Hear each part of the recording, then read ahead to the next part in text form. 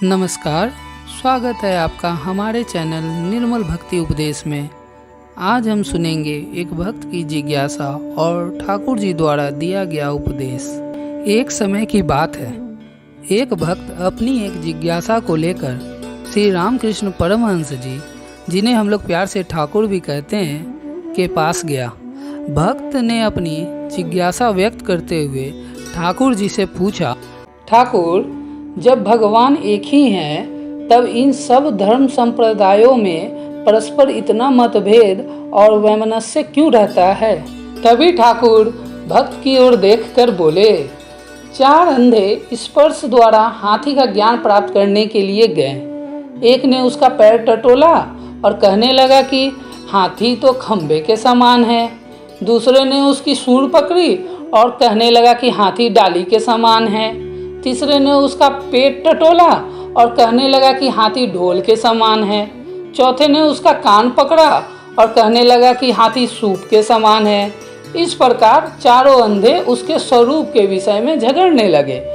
इतने में ही एक पथिक वहां से निकला। उसने इनको आपस में झगड़ते हुए देखकर पूछा, भाई तुम लोग किस लिए झगड़ा कर रहे हो? चारों ने सब वृत्तांत कह सुनाया। उस पथिक ने कहा, तुम चारों में से किसी एक ने भी हाथी के पूर्ण स्वरूप को नहीं जाना है। हाथी खंबे के समान नहीं, किंतु उसके पैर खंबे के समान होते हैं। वह डाली के समान नहीं, वरन उसकी सूंड डाली के समान होती है। वह ढोल के समान नहीं, वरन उसका पेट ढोल के समान होता है। वह सूप के समान नहीं, किंतु उसके कान सूप के समान होते हैं। इन सब के मेल से जो स्वरूप बनता है, वही हाथी का पूर्ण स्वरूप है। पूर्ण स्वरूप का ज्ञान होते ही चारों अंधों का विवाद मिट गया। जब तक परमात्मा के शुद्ध स्वरूप का ज्ञान नहीं होता, तब तक मनुष्य भिन्न भिन्न मतों में पार्थक्य के देखता है। उसे परमात्मा के स्वरूप का ज्ञान हो जाता है, त्यों ही वह भिन्न भिन्न मतों को उसके अंग स्वरूप समझने लगता है। ठाकुर आगे कहते हैं, इस पृथ्वी पर यह हमारी जमीन है, यह हमारा घर है, यह हमारा खेत है आदि कहकर लोग उसे दीवार या बाड़ी आदि से घेर लेते हैं, किंतु ऊपर भी एक अनंत आकाश रहता है, उसे कोई घेर नहीं सकता। इसी प्रकार मनुष्य अज्ञानवश अपने अपने धर्म को श्रेष्ठ कहकर व्यर्थ ही गोलमाल किया करते हैं। जब सत्य ज्ञान हो जाता है, तब इस पर वाद विवाद नहीं रहता। ठाकुर आगे कहते हैं, जिसके भाव संकीर्ण होते हैं, वह अन्य धर्मों की निंदा करता और अपने धर्म को श्रेष्ठ बतलाता है, किंतु जो ईश्वरानुरागी होते हैं, वो केवल साधन भजन किया करते हैं। उन्हें वाद विवाद से कुछ मतलब नहीं रहता।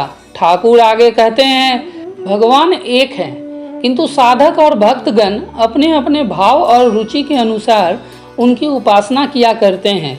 जैसे दूध को कोई मनुष्य कच्चा पीते हैं, कोई गर्म करके और कोई शक्कर डाल के पीते हैं और कोई खोआ बनाकर खाते हैं। इसी प्रकार जिसको जो रुचि होती है, वह उसी भाव से भगवान की पूजा और उपासना किया करता है।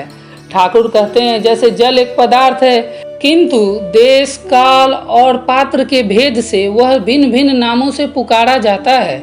संस्कृत में उसे जल, हिंदी में पानी, फारसी में आव और अंग्रेजी में वाटर कहते हैं। परस्पर की भाषा जाने बिना कोई किसी की बात नहीं समझ सकता, किंतु जानने पर भाव में किसी प्रकार का अंतर नहीं होता।